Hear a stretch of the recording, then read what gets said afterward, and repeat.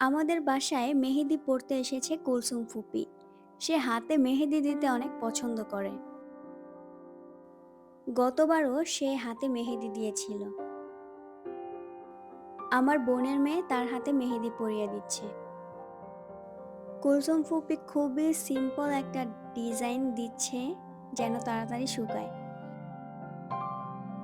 তার হাতে মেহেদি দেওয়ার আরেকটা কারণও আছে, কারণ সে ভোলা যাবে।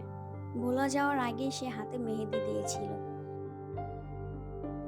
সে যতই সুইজারল্যান্ডে বড় হোক, তিনি তো একজন বাঙালি, বাংলাদেশের মেয়ে। তাই তার এসবের শখও অনেক।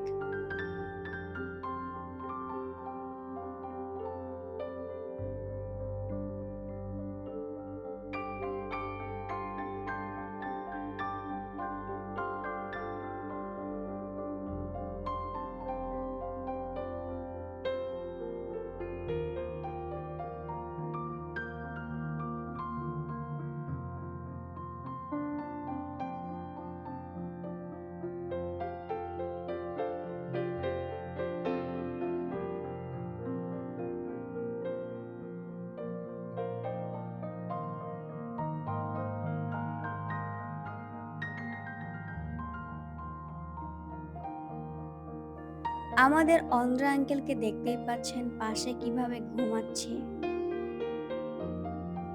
অন্ধ্র আঙ্কেলের হাতেও কুলসুম আন্টির নাম লিখে দেওয়া হয়েছিল মেহেদি দিয়ে।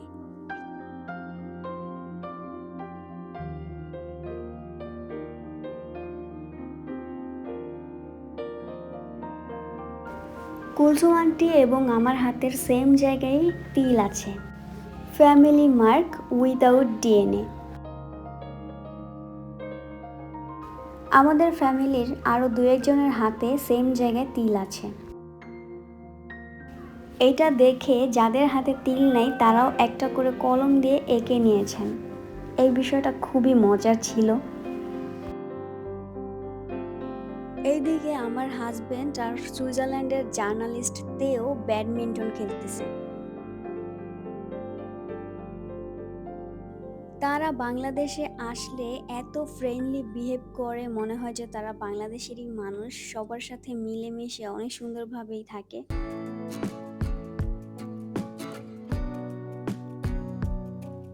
এবার খেলায় নেমেছে সার্জ আর তেও। সার্জও হচ্ছে সুইজারল্যান্ডের জার্নালিস্ট। কুলসুম আন্টি খুবই টেনশনে ছিল, এই মেহেদিগুলো কবে শুকাবে, কবে তারা হোটেলে আবার ব্যাক করবে। তো মেহেদিগুলা শুকানোর পরে তার হাত থেকে উঠিয়ে দেওয়া হচ্ছিল।